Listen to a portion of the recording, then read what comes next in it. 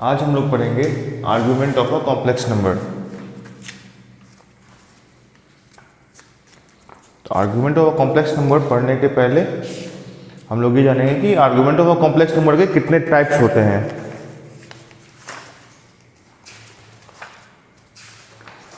तो argument of a complex number के 3 type होते हैं।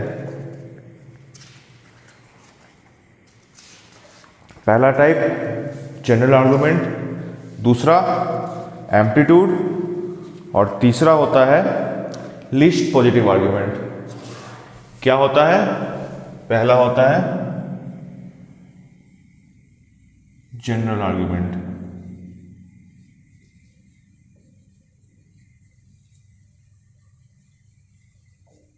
दूसरा प्रिंसिपल आर्गुमेंट,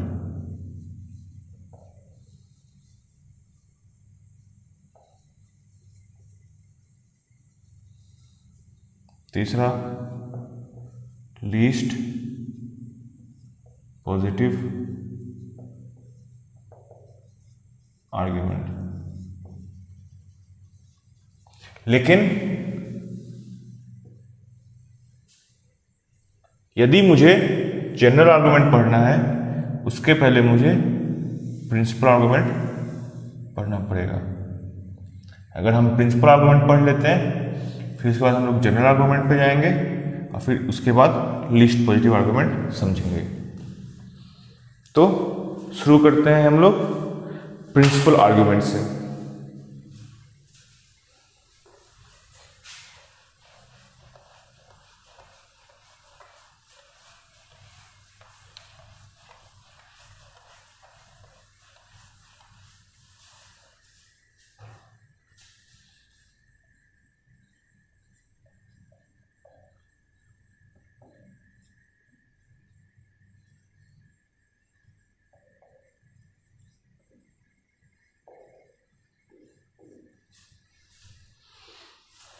तो अब देखेंगे हम लोग प्रिंसिपल आर्गुमेंट। हम लोग लेंगे 4 केस। केस 1,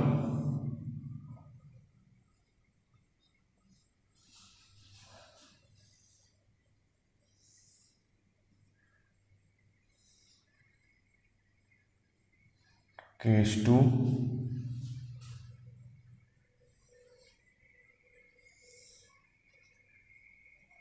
केस 3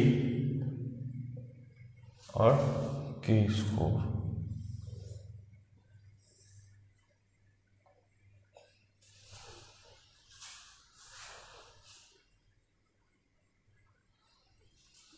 तो ये जो हमारा है ये है फर्स्ट क्वाड्रेंट। केस 1 में हमारा जो कॉम्प्लेक्स नंबर है वो फर्स्ट क्वाड्रेंट में है। मान लीजिए complex number z equals to a plus I b, जिसमें a और b दोनों पॉजिटिव हैं। तो वो कहाँ लाई करेगा? फर्स्ट क्वाड्रेंट में। तो ये हो गया पॉइंट P A, B। तो जो हमारा कॉम्प्लेक्स नंबर हो गया ये हो गया,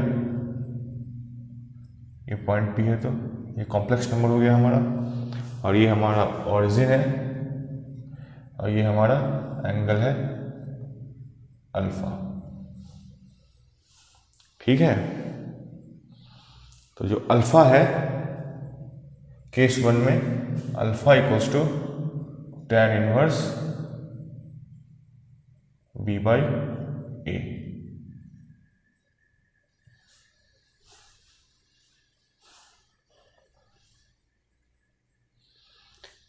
जो अल्फा होता है वो हमेशा हम लोग लेंगे mod b by mod a। ठीक है।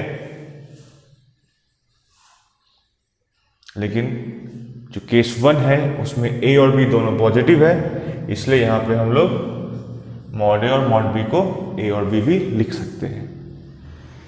केस 2 में हमारा जो कोऑर्डिनेट है, हमारा जो कॉम्प्लेक्स नंबर है वो सेकेंड क्वाड्रेंट में लाई करता है। ये हमारा रियल एक्सिस है, ये इमेजिनरी एक्सिस है। Real imaginary. इस केस में केस 2 में हमारा जो कॉम्प्लेक्स नंबर है वो कहाँ लाई कर रहा है, वो लाई कर रहा है सेकेंड क्वाड्रेंट में। तो इसका मतलब जो हमारा ए है वो नेगेटिव है और बी जो है वो पॉजिटिव है। तो ये पॉइंट हो गया ए कॉमा बी, ए नेगेटिव बी पॉजिटिव, ये पॉइंट बी, ये हो गया हमारा कॉम्प्लेक्स नंबर जेड।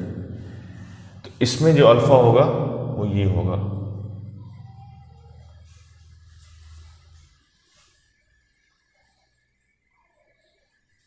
जो हमारा केस 3 है उसमें जो हमारा कॉम्प्लेक्स नंबर है वो थर्ड क्वाड्रेंट में लाई कर रहा है। जब हमारा कॉम्प्लेक्स नंबर थर्ड क्वाड्रेंट में लाई कर रहा है तो हमारा ए और हमारा बी दोनों नेगेटिव होगा।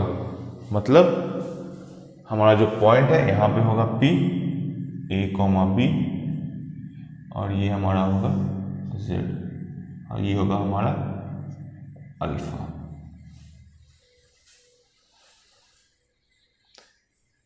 और जो हमारा केस नंबर 4 है C4, ये वाला, इसमें हमारा कॉम्प्लेक्स नंबर फोर्थ क्वाड्रेंट में लाई करेगा। मतलब यहाँ पे हमारा ए और बी जो है उसमें से बी जो है हमारा वो नेगेटिव होगा, ए पॉजिटिव होगा।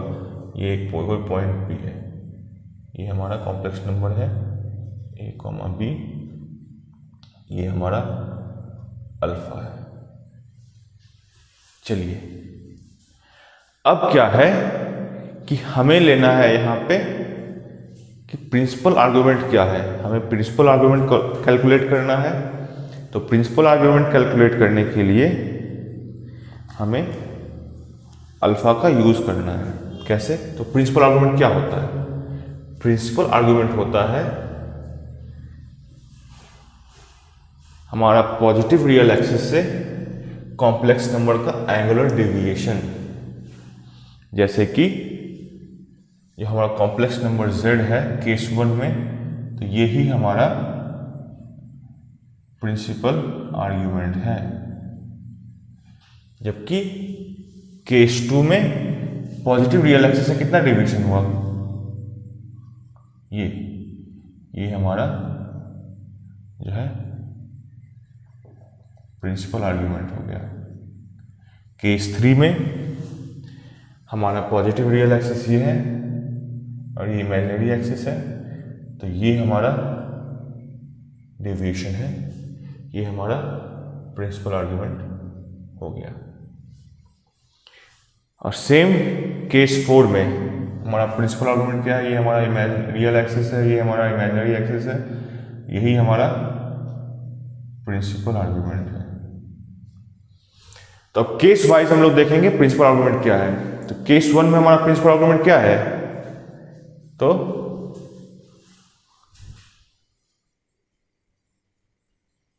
हम लोग यहां लिखेंगे for case 1 principal argument equals to alpha. Case 2 में क्या हो गया, केस 2 में क्या है, प्रिंसिपल आर्ग्यूमेंट क्या है, ये टोटल पाई माइनस अल्फा। तो केस 2 में हो गया principal argument pi minus alpha. Case 3 में क्या हो गया हमारा प्रिंसिपल आर्ग्यूमेंट, ये माइनस पाई क्योंकि ये क्लॉकवाइज मूव किया, और प्लस अल्फा। तो हमारा प्रिंसिपल आर्ग्यूमेंट हो गया माइनस पाई प्लस अल्फा। और सिमिलरली केस 4 में प्रिंसिपल आर्ग्यूमेंट हो गया माइनस अल्फा।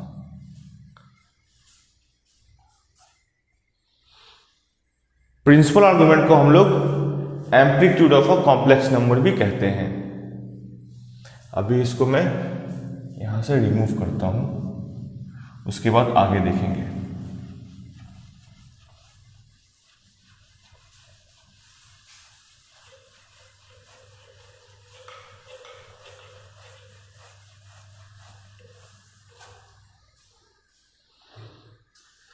तो हमारा जो कॉम्प्लेक्स नंबर है z equals to a plus I b, इसमें अगर a greater than 0 comma b greater than 0 तो ये हमारा आता है केस 1।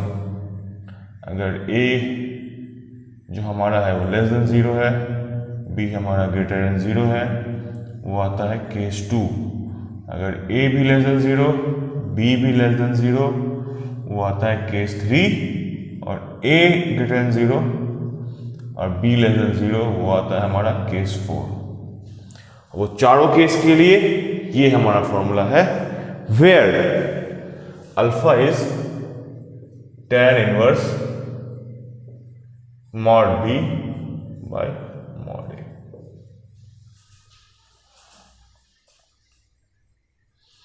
और दूसरा प्रिंसिपल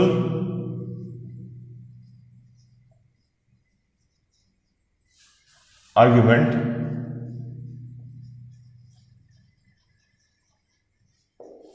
को हम लोग लिखते हैं amplitude of a complex number. और इसको रिप्रेजेंट कैसे करते हैं? एम्पलीट्यूड AMP Z, यहाँ पे Z कॉम्प्लेक्स नंबर है। कुछ क्वेश्चन करेंगे तो हम अपने आप समझ जाएंगे। चलिए, तो पहला क्वेश्चन है,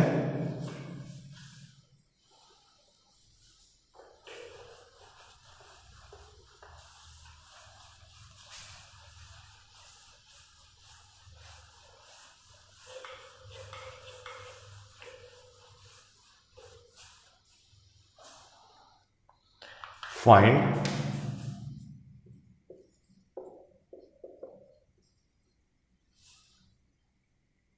amplitude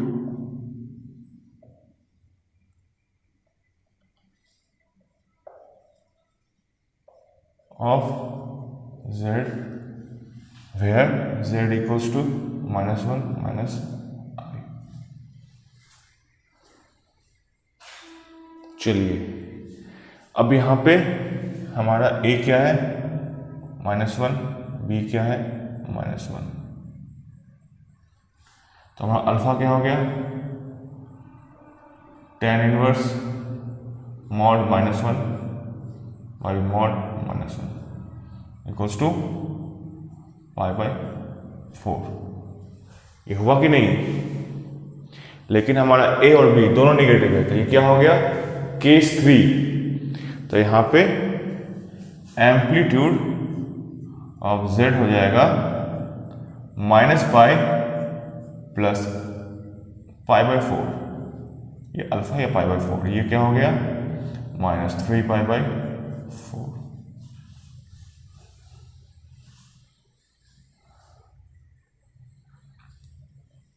चलिए, दूसरा करते हैं क्वेश्चन।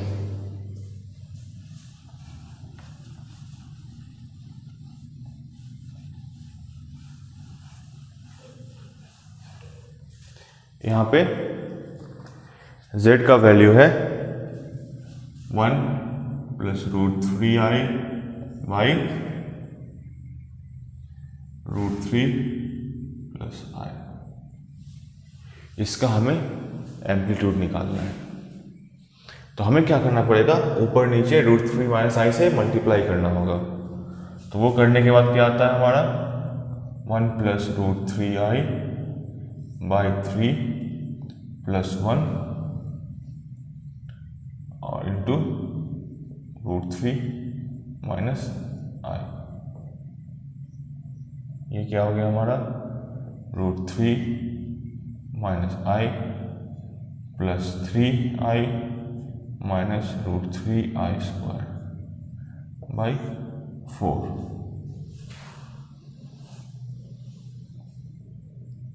तो यहाँ पे ये हो गया हमारा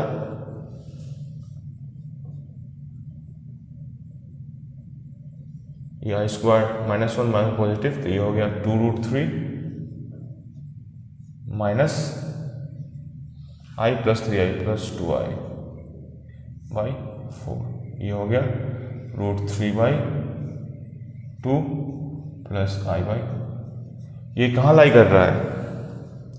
ये लाई कर रहा है हमारा फर्स्ट क्वाड्रेंट, क्योंकि यहाँ पे ए भी पॉजिटिव बी भी पॉजिटिव, तो यहाँ पे क्या हो जाएगा? एम्पलीट्यूड ऑफ जेड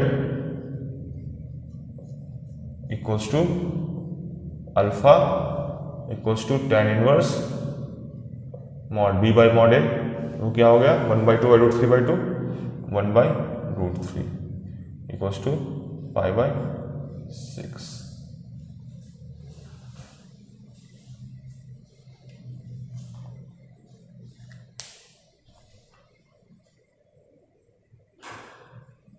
यहां तक आपको समझ में आ गया होगा।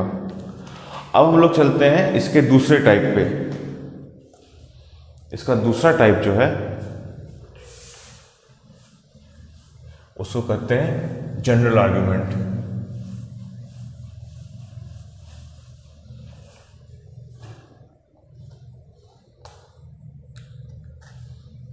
तो हमारा दूसरा टाइप है जनरल आर्ग्यूमेंट।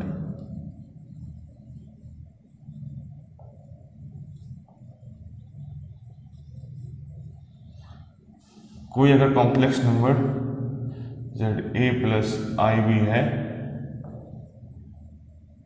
ठीक है, तो उसका जनरल आर्ग्यूमेंट क्या होगा? वो होगा 2n pi plus amplitude of Z. तो यहां पे n की वैल्यू क्या हो सकती है? n की value 0, 1, 2, 3 n belongs to integer.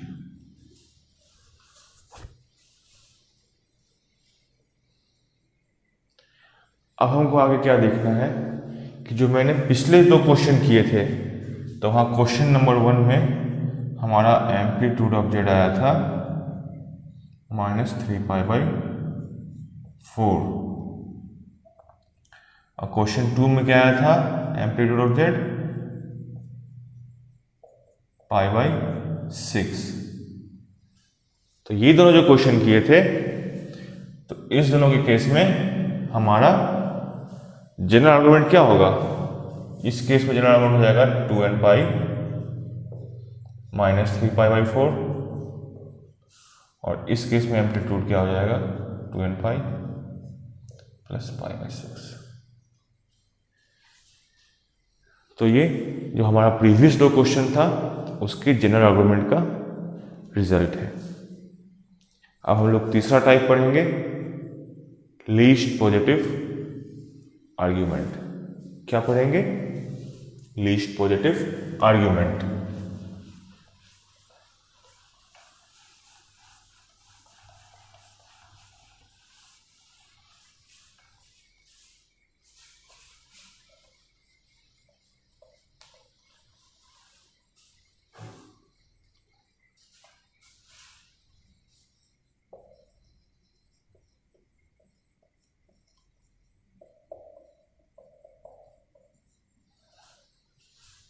इस केस में क्या होता है?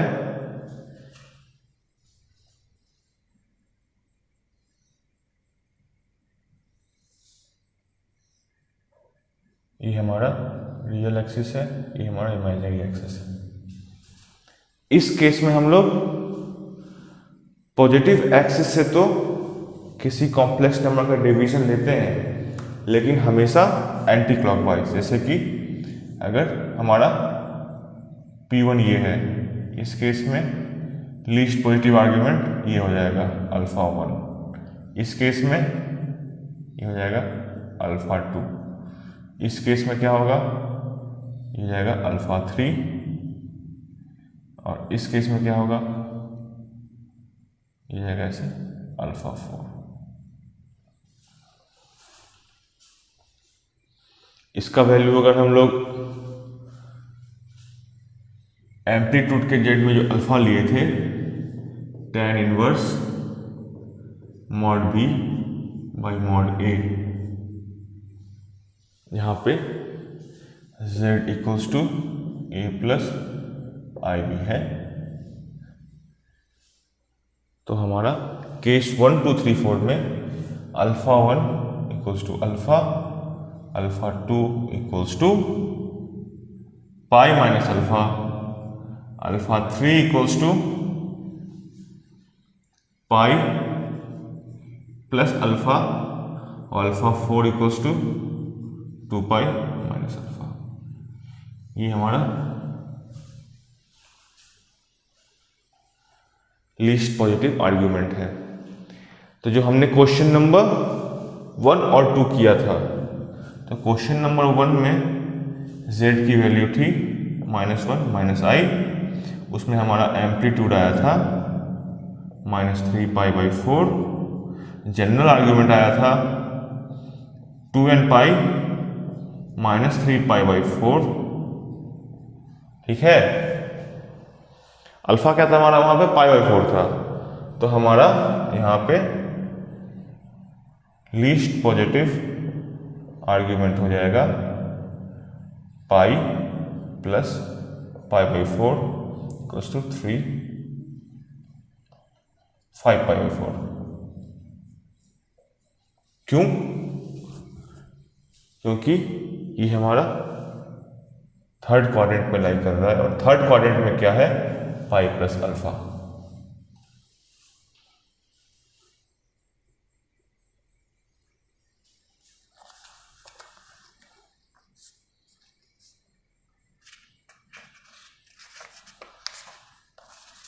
अब हम लोग और भी कुछ क्वेश्चन देखते हैं, उसके बाद आगे चलेंगे।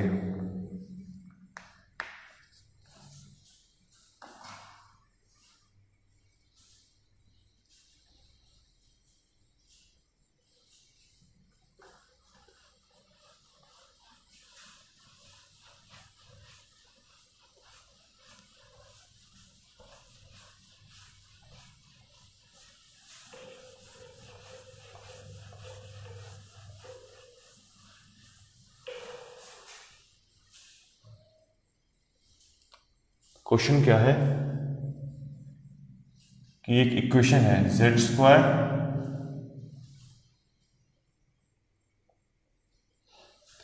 Minus z plus 1 equals to 0। तो हमें क्या फाइंड करना है, find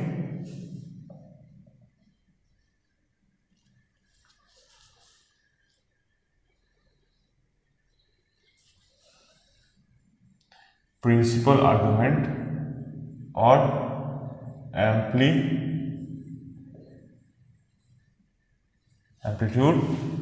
of z, where z is a complex number।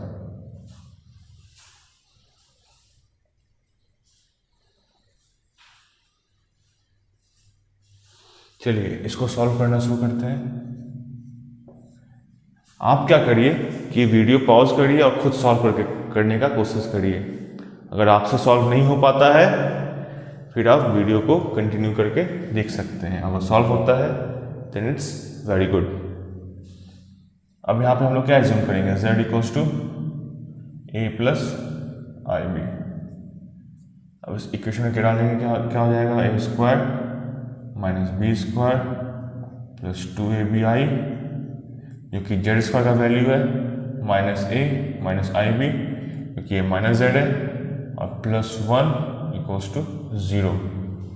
मतलब 0 का मतलब रियल टर्म भी 0 और इमेजिनरी टर्म भी 0। तो हम लोग इसको ये लिखेंगे A square minus B square minus A, जो कि हमारा रियल टर्म है वो है 0, और हमारा imaginary term 2ab minus b equals to 0। ठीक है, यहां से हमें आता है क्या, b into 2a minus 1 equals to 0। इसका मतलब either b will be equal to 0 और ए की वैल्यू हाफ होगी। तो अगर बी की वैल्यू 0 है, अगर यहाँ पे बी की वैल्यू 0 है तो हम लोग इसको ऐसे लिखेंगे, for B equals to 0।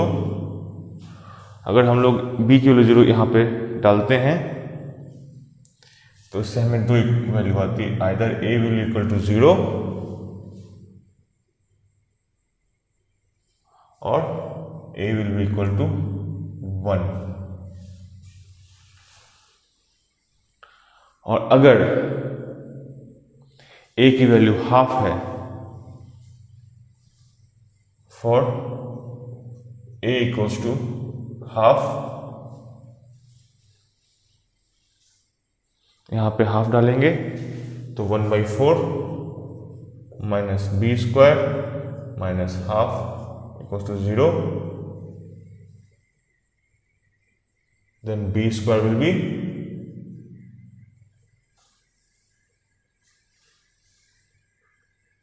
minus 1/4, b is not a real number।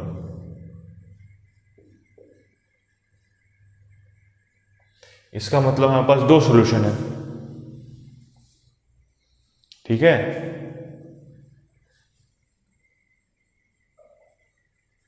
दो सॉल्यूशन क्या है कि हमारा z इक्वल्स टू 0 भी है इसका एक सॉल्यूशन,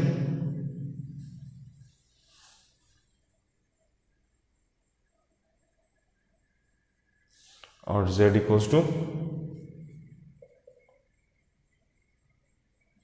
1 भी है इसका सॉल्यूशन। नहीं, कहीं हम लोग गलती कर रहे हैं।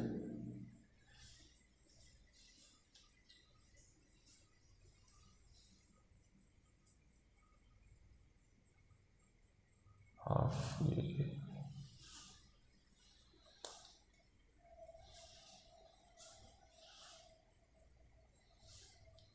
एक वैल्यू छूट गई थी, यहाँ +1 छूट गया था, माफ करिएगा, यहाँ +1 छूट गया था, इसीलिए हमारी गलती हो रही थी। तो अगर हम लोग यहाँ +1 है और b की वैल्यू 0 डालता हूँ मैं, तो a² माइनस a + 1 ये आता है हमारा। फिर से करना पड़ेगा सॉल्व।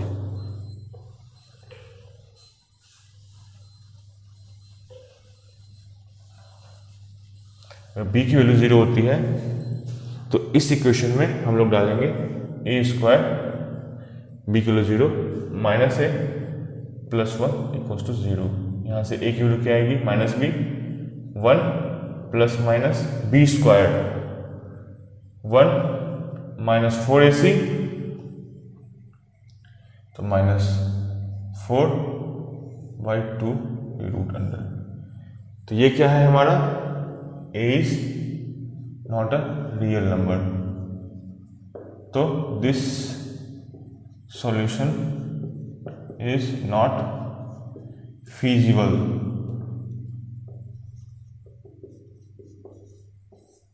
इसीलिए b का वैल्यू 0 नहीं हो सकता है। जब a का वैल्यू हाफ डालेंगे इस इक्वेशन में तो क्या आएगा हमारे पास, जब a का वैल्यू हाफ डालेंगे तो हमारे पास आएगा, पहले इसको मैं मिटा देता हूँ। अब b की वैल्यू 0 फिजिबल नहीं है तो ये पार्ट मैंने हटा दिया। तो अब b की वैल्यू, a की वैल्यू क्या है यहाँ पे, हाफ, इसमें डाला मैंने, तो यह 1/4 minus b² minus half plus 1 equals to 0। तो यहाँ से b की वैल्यू क्या आई, b² की वैल्यू आएगी यहाँ पे 1 minus half plus 1/4 3/4, b² is 3/4। This implies b is plus minus root under 3/2। This implies z की जो वैल्यू है a प्लस आई भी है, a क्या है यहाँ पे, इक्वल्स टू हाफ, तो ये क्या हो गया 1/2 प्लस √3/2, या z की वैल्यू, तो दो सोल्यूशन है, z1 z2 की वैल्यू क्या होगी हाफ माइनस √3/2 आई।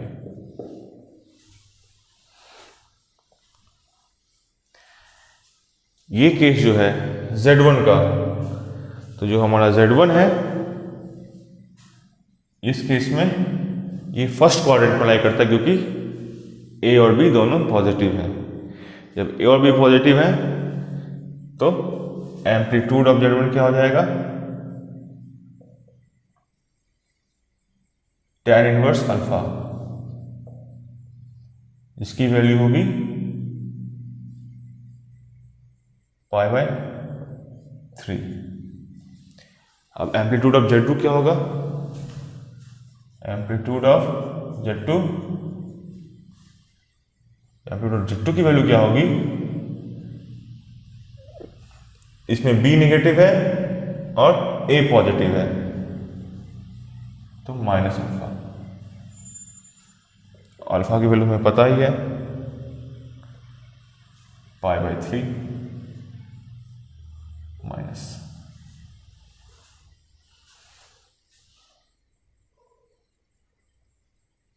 तो ये इक्वेशन सॉल्व हो गया। एक और प्रॉब्लम देखते हैं।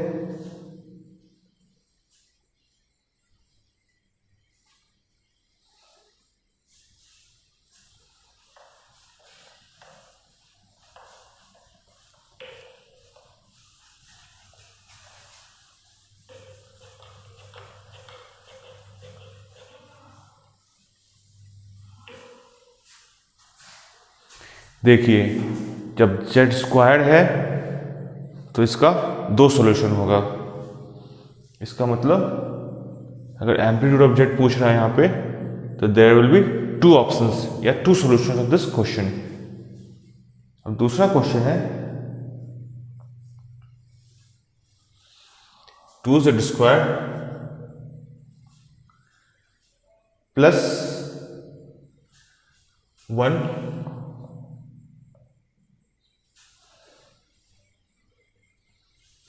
Plus i√3। चलिए इसमें भी हमें एम्पलीट्यूड निकालना है। हम लोग z को एज्यूम करते हैं सॉल्यूशन के लिए, z equals to a plus ib। तो z स्क्वायर क्या हो गया, a square minus b square plus 2ab।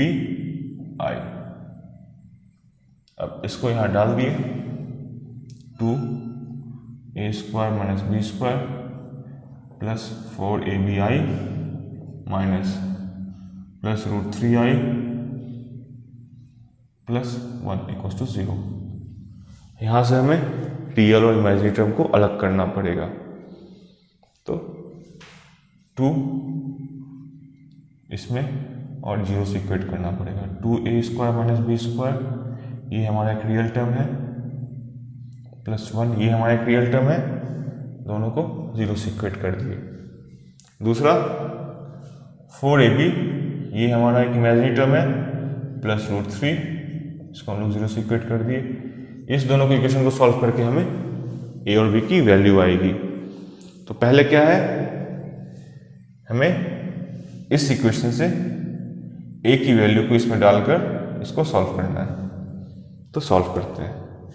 अब हमारे पास 4ab इक्वल्स √3 है, तो 4ab इक्वल्स टू माइनस √3 है, b क्या हो गया माइनस √3/4a।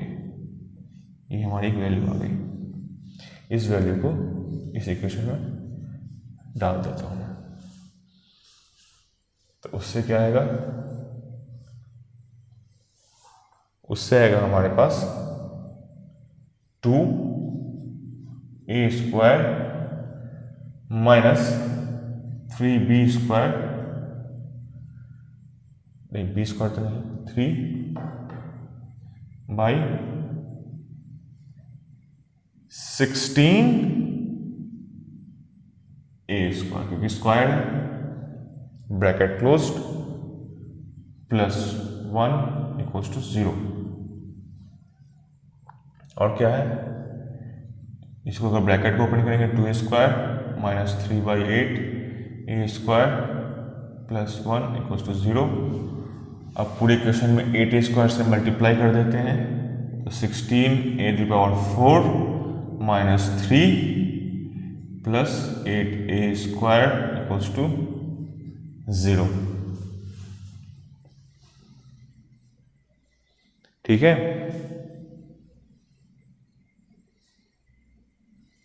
अब यहां पे a स्क्वायर की वैल्यू क्या आएगी, a square equals to minus b minus 8 plus minus root under b square 64 minus 4ac, तो 12 into 16 160 32 192 by 2a 32 equals to minus 8 plus minus 64 plus 192 256 root under 16 plus minus 16 by 32। तो इसकी value क्या हो जाएगी, minus 24 by 32 या 8 by 32 या minus 3/4 comma 1/4। तो हमारी a की वैल्यू क्या हो गई, root under minus 3/4 plus minus या प्लस माइनस रूट अंडर 1/4। ये वैल्यू जो है ये एक इमेजिनरी टर्म है, इसलिए हमारा सोल्यूशन नहीं होगा। हमारा सोल्यूशन होगा a equals to root under plus minus 1/4।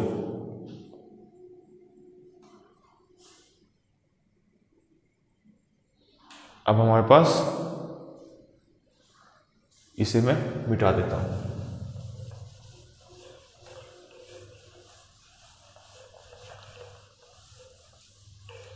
हमारे पास क्या वैल्यू आई है a की, प्लस माइनस रूट अंडर 1/4, तो plus minus 1/2।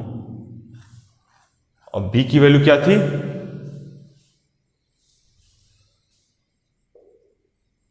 Minus root 3/4a, तो 4 plus 4 a equals to 1/2, b equals to minus root 3/2 and for a minus 1/2 b equals to root 3/2। तो हमारा दो complex number आएगा सॉल्यूशन में, z1 half minus i root 3/2 और z2 minus half plus i root 3/2। अब हमारे इस equation का दो सॉल्यूशन आया, z1 और z2। इसका मतलब दो एम्पलीट्यूड आएगा। तो पहले हम लोग z1 और z2 के लिए α1 और α2 निकाल लेते हैं। फॉर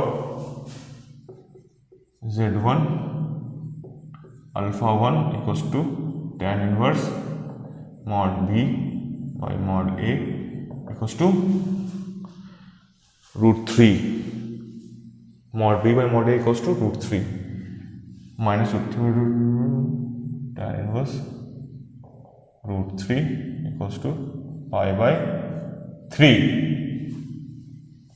लेकिन यहां पर a is positive, b is negative, मतलब फोर्थ क्वाड्रेंट, मतलब amplitude of z will be z1 equal minus α1 equals to minus π/3। Similarly, for z2 α2 equals to tan inverse mod b by mod a, solve किया क्या आ जाएगा, tan inverse √3 goes to pi by 3. But here in this case A जो है negative है और B positive, मतलब amplitude of Z जो हो जाएगा या Z2 जो भी बोलो वो हो जाएगा पाई माइनस अल्फा, क्योंकि ये सेकेंड क्वाड्रेंट में लाई करता है, तो जाएगा pi minus pi by 3, this will equal to 2 pi by 3। मुझे लगता है कि अब आपका, चलिए इसमें एक और मैं ऐड करता हूं, दोनों के लिए लीस्ट पॉजिटिव एम्पलीट्यूड क्या होगा। तो हमने लीस्ट पॉजिटिव आर्ग्यूमेंट, सॉरी मैंने गलत टर्म का उपयोग कर दिया, लीस्ट पॉजिटिव आर्ग्यूमेंट क्या होगा। तो इस केस में क्या होगा फॉर Z1, तो least positive argument of Z1, क्योंकि Z1 जो है वो फोर्थ क्वाड्रेंट में लाई करता है, तो ये हो जाएगा 2 पाई माइनस अल्फा 1, ये हो जाएगा 5 पाई बाई 3, और least positive argument for Z2 जो है ये हो जाएगा, क्योंकि ये सेकंड क्वाड्रेंट में लाई करता है, तो ये जाएगा पाई माइनस अल्फा ही अल्फा 2, ये हो जाएगा same as amplitude 2 pi by 3।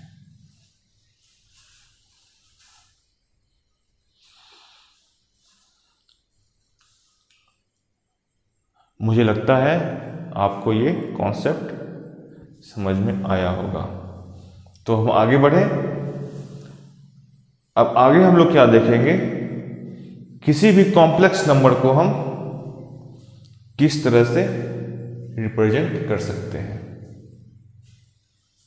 तो इसके मल्टीपल वेज हैं, उस पर हम लोग चर्चा करेंगे।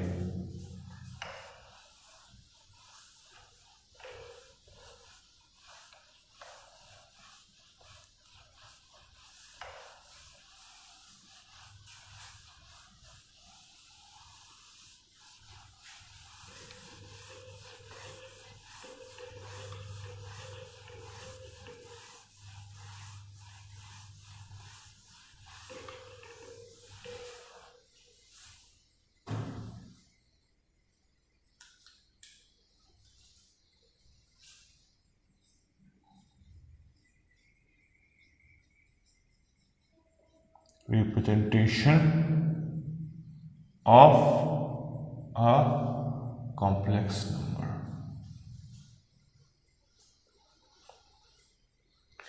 तो कॉम्प्लेक्स नंबर को रिप्रेजेंट करने का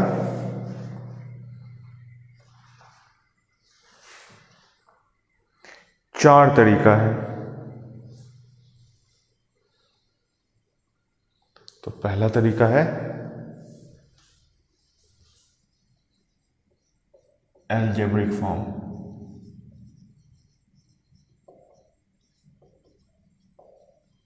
दूसरा ट्रिग्नोमेट्रिक फॉर्म,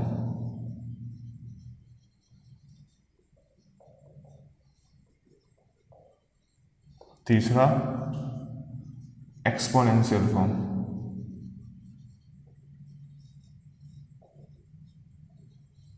और चौथा वेक्टोरियल फॉर्म।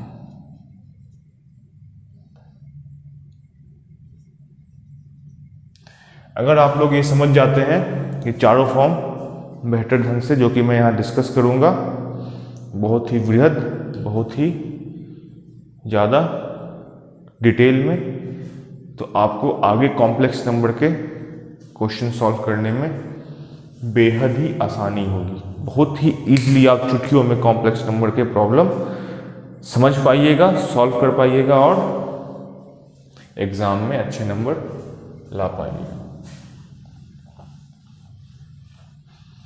तो सबसे पहले हम लोग चलेंगे अलजेब्रिक फॉर्म पे।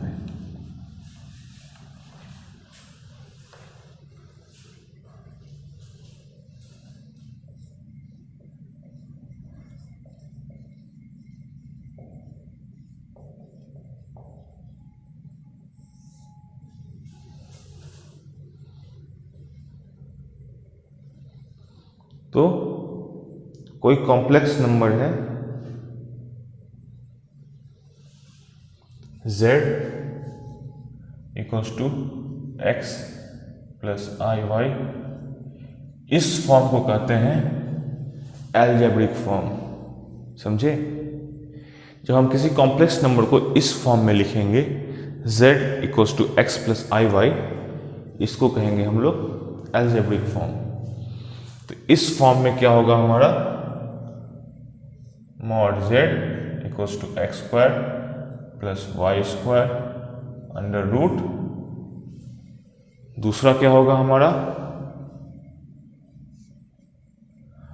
z का रियल पार्ट वो होगा x, imaginary part of z वो हो जाएगा y, और इसके बाद हम लोग और देखेंगे आर्ग्यूमेंट ऑफ z जो कि मैंने अभी पढ़ा, ठीक है, वो हो जाएगा tan inverse y by x, और उसके बाद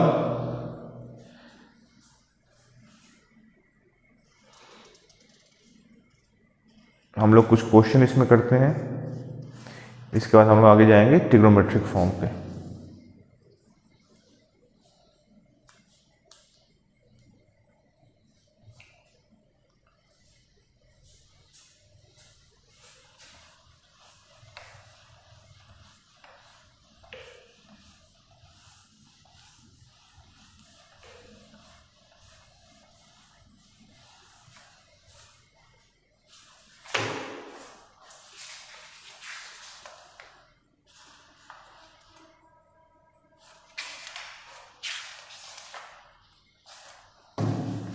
चलिए, प्रॉब्लम ये है, if real z real 1 by z is greater than 1 by 2,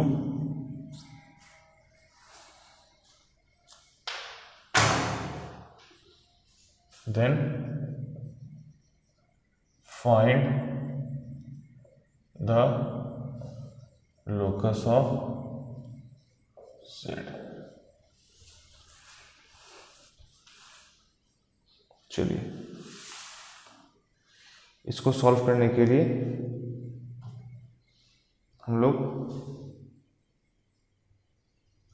क्या करेंगे, z को एज्यूम करेंगे पहले x प्लस आई वाई।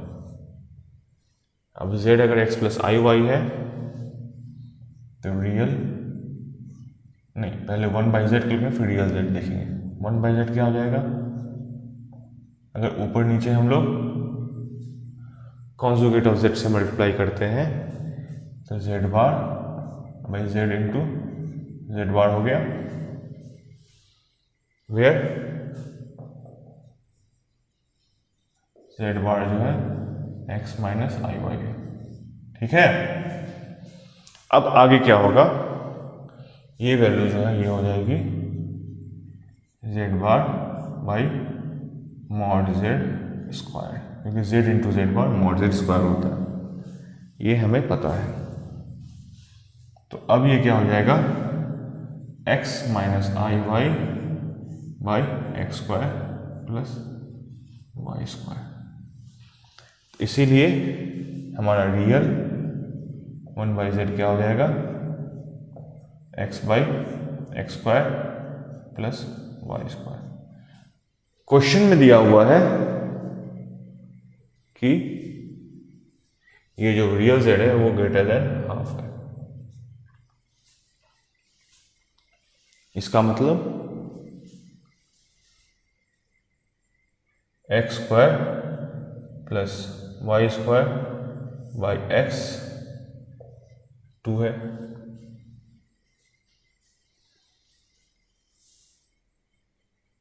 ठीक है, अब क्या है, एक्स स्क्वायर प्लस अगर एक्स हमारा पॉजिटिव है तो हम इसको मल्टीप्लाई कर सकते हैं उधर, x square minus 2x plus Y square 0, और दोनों साइड अगर हम 1 से प्लस कर देंगे तो क्या हो जाएगा, x माइनस 1 का whole square plus Y square greater than 1। ये हमारे पास आ गया। ये टर्म कैसे आया, इसको जरा फिर से करते हैं। ठीक है, अब यहां तक हम लोग आ गए हैं। इसके बाद हम लोग कहाँ जाएंगे, इसको पहले मिटा देते हैं। हमारे पास ये टर्म आ गया है, x square minus 2x plus Y square is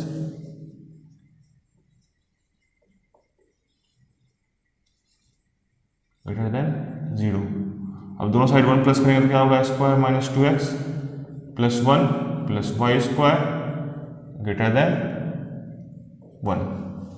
दोनों साइड हमने 1 को ऐड कर दिया। अब ये टर्म क्या है, x माइनस 1 का होल स्क्वायर, क्योंकि x square plus Y square minus 2x plus Y square greater than 1।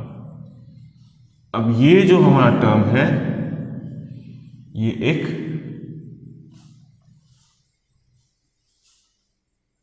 Circle को रिप्रेजेंट करता है।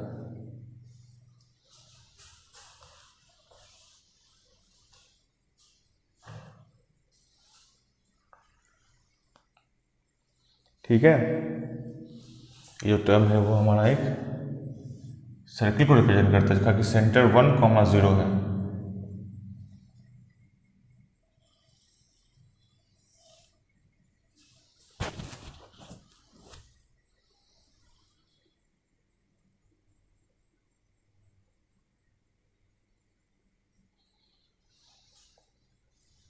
ठीक है, और ग्रेटर पार्ट है तो जो सर्किल के बाहर का पार्ट है वो इसमें इंक्लूड होगा। चलिए हम लोग अब जंप मार के चलते हैं ट्रिग्नोमेट्रिक फॉर्म पे। ट्रिग्नोमेट्रिक फॉर्म में क्या होता है कि हम लोग इसको कॉस थीटा और साइन थीटा के फॉर्म में लिखते हैं किसी भी कॉम्प्लेक्स नंबर को। तो पहले इसको मैं हटा देता हूँ बोर्ड से, फिर इसको देखेंगे।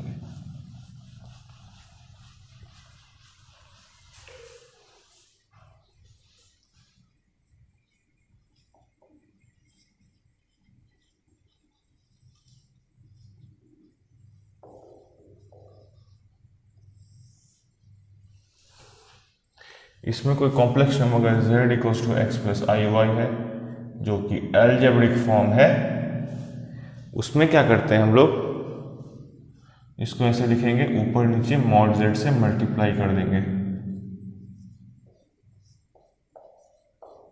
x प्लस आई वाई ऐसे लिखेंगे। तो कोई दिक्कत नहीं होनी चाहिए ऐसे लिखने में। अब क्या है, इसको हम लोग ऐसे लिखते हैं, mod z x by mod z plus I y by mod z। अब आप जानते हैं एम्पलीट्यूड क्या होता है, यह आर्ग्यूमेंट ऑफ z, एम्पलीट्यूड लिखेंगे आर्ग्यूमेंट। नॉर्मली जो आर्ग्यूमेंट ऑफ z होता है ये होता है tan इनवर्स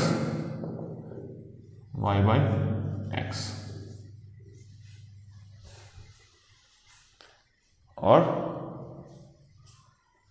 अगर x by y by x tan, तो tan इनवर्स ये है, तो x बाई मॉड जो रहेगा साइन, नहीं, x बाई मॉड हो जाएगा cos आर्ग्यूमेंट z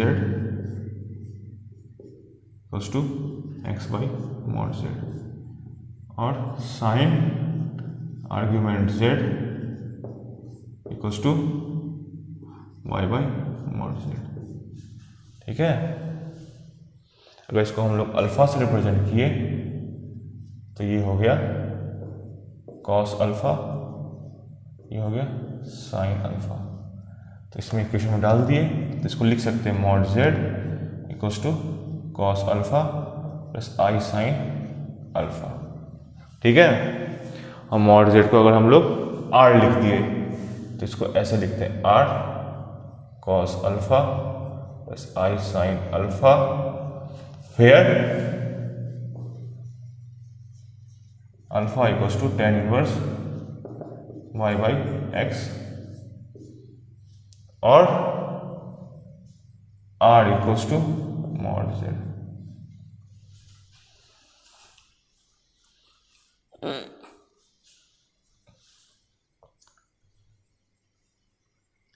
जब r की वैल्यू हमारे पास मॉड z है और cos alpha plus i sin alpha है, तो इसको हम आगे रिप्रेजेंट भी करेंगे ग्राफिकल फॉर्म में या कॉम्प्लेक्स प्लेन में।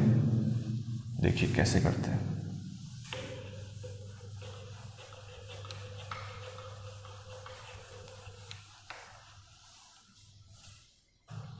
अब हमने यहां से क्या देखा, z equals to x plus I Y है, तो इसको हम क्या लिख सकते हैं, z equals to are cos alpha plus I sine alpha, where या R C I S alpha,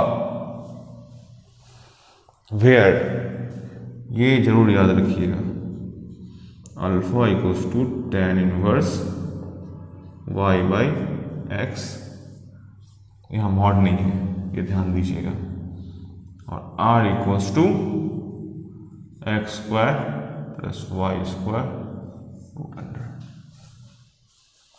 अब इसको ग्राफिकल फॉर्म में कैसे रिप्रेजेंट करेंगे, तो ये हमारा कॉम्प्लेक्स प्लेन है, ये रियल एक्सिस, ये इमेजिनरी एक्सिस, ये ऑरिजिन, तो कोई हमारा कॉम्प्लेक्स में z equals to x plus I Y है, तो x का वाई ये पॉइंट है, तो ये हमारा कॉम्प्लेक्स नंबर हो गया, ये हमारा अल्फा हो गया और ये हमारा r हो गया, ये हमारा कॉम्प्लेक्स नंबर है। तो ये हमारा कॉम्प्लेक्स नंबर है जो कि हम लोग रिप्रेजेंट कर रहे हैं z equals to are cos alpha plus I sine alpha से। चलिए हम लोग कुछ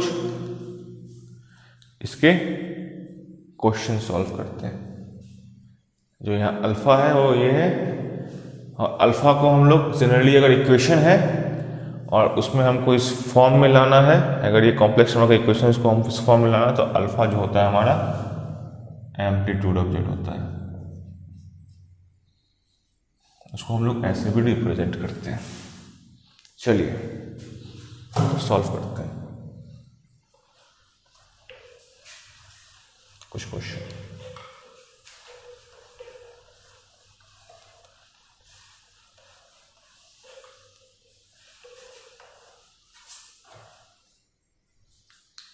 पहला क्वेश्चन है,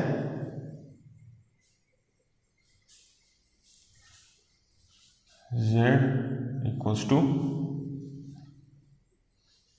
-1 माइनस आई रूट 3, इसका हमको क्या फाइंड करना है, ट्रिग्नोमेट्रिक फॉर्म।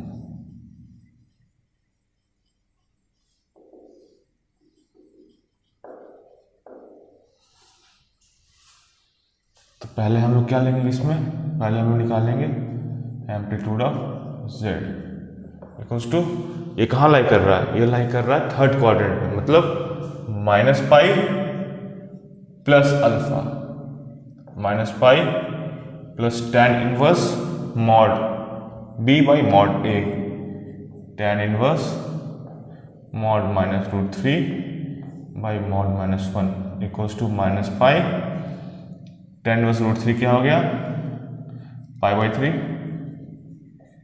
ये क्या हो गया -2 पाई बाई 3। तो हमें एम्पलीट्यूड पता चल गया।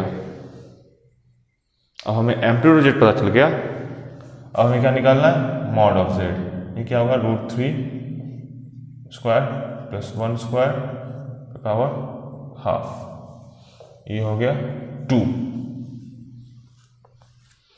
तो हमें z की वैल्यू पता चल गई, z क्या होगा, mod z 2 cos -2 pi by 3 plus I sine -2 pi by 3।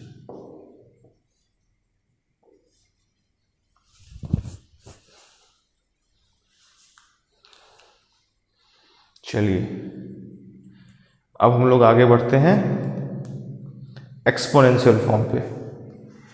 Exponential form के बाद हम लोग जाएंगे वेक्टोरियल फॉर्म पे।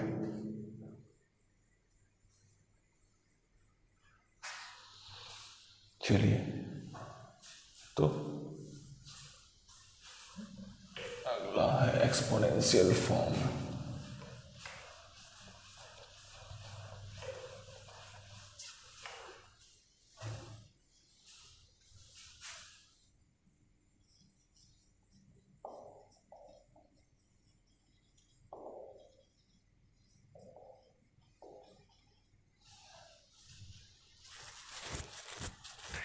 एक्सपोनेंशियल फॉर्म में क्या है, अगर हम लोग z को लिखें x प्लस आई वाई और इसको ही हम लिखें z equals to r cos alpha plus I sine alpha, तो इसी को हम लोग लिखते हैं r e पे पावर i अल्फा z। तो जो हमारा पहला फॉर्म है वो अलजेब्रिक फॉर्म, दूसरा ट्रिग्नोमेट्रिक फॉर्म और तीसरा एक्सपोनेंशियल फॉर्म। यही फॉर्म जो हमारा है वो है एक्सपोनेंशियल फॉर्म।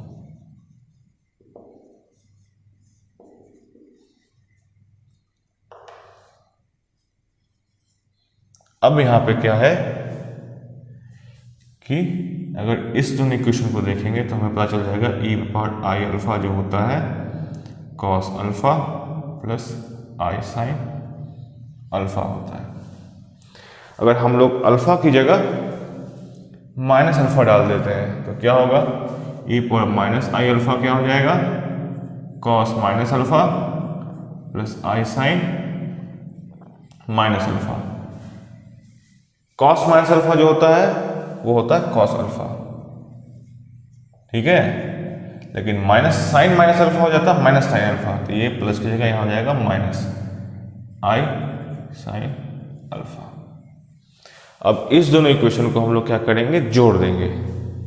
तो जोड़ने पे क्या आता है, 2 cos alpha equals to e power I alpha plus e power minus I alpha. तो कॉस अल्फा क्या हो गया, e power I alpha plus e power minus I alpha by 2, ठीक है। ये हमारे पास आ गया पहला इक्वेशन। अब हम लोग दूसरे इक्वेशन की तरफ बढ़ते हैं। तो दूसरे क्वेश्चन में क्या है कि इस दोनों को हम लोग क्या करेंगे, घटा देंगे। घटाने में क्या आता है, e power I alpha minus e power minus I alpha equals to 2 sine alpha I, ठीक है। तो साइन अल्फा क्या हो गया, साइन अल्फा हो गया e power I alpha minus e power minus I alpha by 2i। ये हमारे पास दो इक्वेशन आ गए एक्सपोनेंशियल फॉर्म से।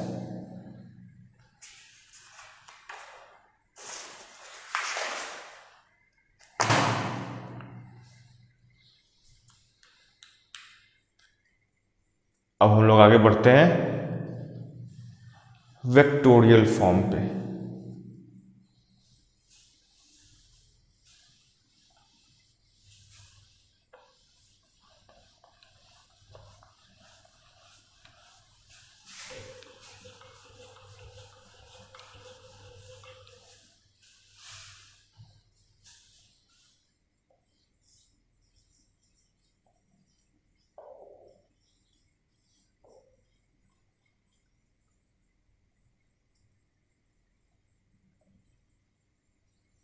चलिए, हमने देखा अलजेब्रिक फॉर्म, दूसरा हमने देखा ट्रिग्नोमेट्रिक फॉर्म, तीसरा हमने देखा एक्सपोनेंशियल फॉर्म और चौथा हम देखेंगे वेक्टोरियल फॉर्म। वेक्टोरियल फॉर्म में क्या होता है, वेक्टर क्या है, वेक्टर एक ऐसा मैथमेटिकल क्वांटिटी है जो कि मैग्नीट्यूड भी रखता है और डायरेक्शन भी। तो अगर ये कॉम्प्लेक्स नंबर है जिसका ये 3 फॉर्म है तो उसको हम लोग रिप्रेजेंट कैसे करते हैं? कोई पॉइंट P है, O है, ये हमारा वेक्टर है जो कि रियल एक्सिस से अल्फा डिग्री एंगल बनाया हुआ है। रियल एक्सिस ही इमेजिनरी एक्सिस है। तो हमारा OP वेक्टर जो है, OP वेक्टर हैज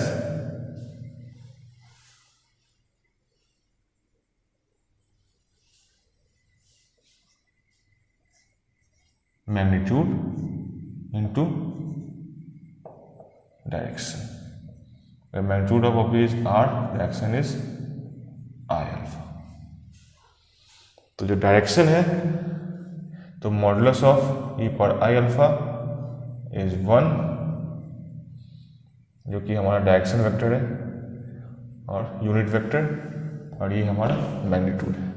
इसीलिए OP वेक्टर को इस तरह से रिप्रेजेंट करते हैं। ये हमारा vectorial representation of a complex number है।